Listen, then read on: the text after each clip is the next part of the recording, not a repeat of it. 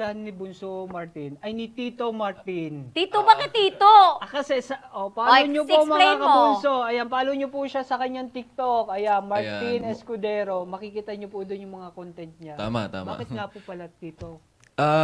Yun yung mga nauso kasi na hashtag na Titos of Manila, yung mga content na yun. Start sa pandemic yan. Oo. Yan, sa TikTok, yan, yung mga libangan lang, yun yung mga content para pampasaya. Buti nagtitiktok ka, mahihain ka eh.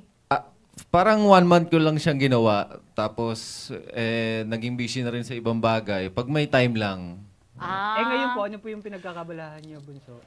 Napabilang tayo ngayon doon sa show na High Street. Pumasok ako sa second season nila, sa show ng ABS-CBN.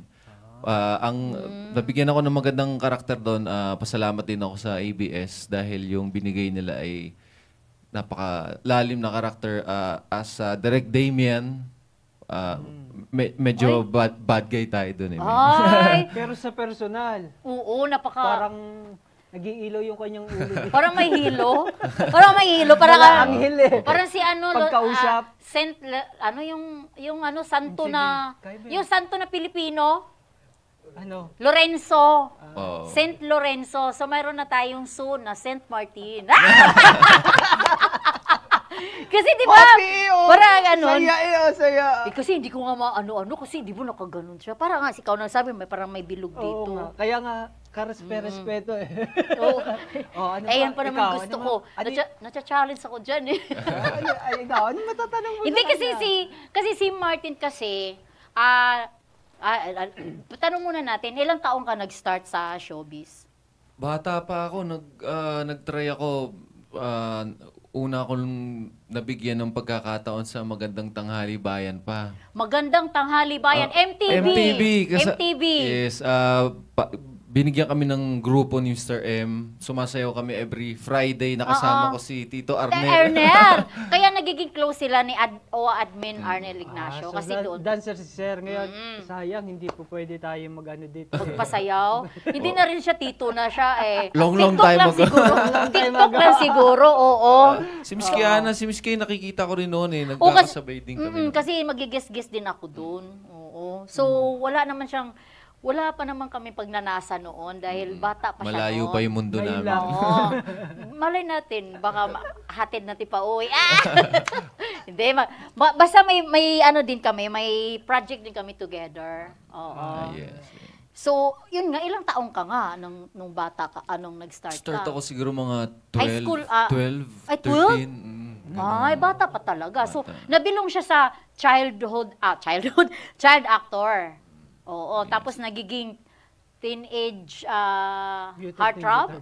Tawag ba yung teenage heartthrob? Dumaan naman tayo. Dumaan siya doon. Kasi kaya nga nagkasama kami noon sa TV5. Kailang yan. Gumawa pa rin ng paraan. Sorry. So, ano na, ano? Ano na? Excited na tayo. Yay! Kasi nung nakaraan, naka-video lang tayo. Ngayon, mahahawakan ko na siya. Ay! Ayan na naman eh. Selos ka. Lulululu. O, sino nga ba yan? O, sige. Para wag na natin patagalin yan. Kasi Eh. nga, excited ka na makausap yan. Sino nga yan? Sino Pakilala mo na Parang yan. nagbabasketball ka,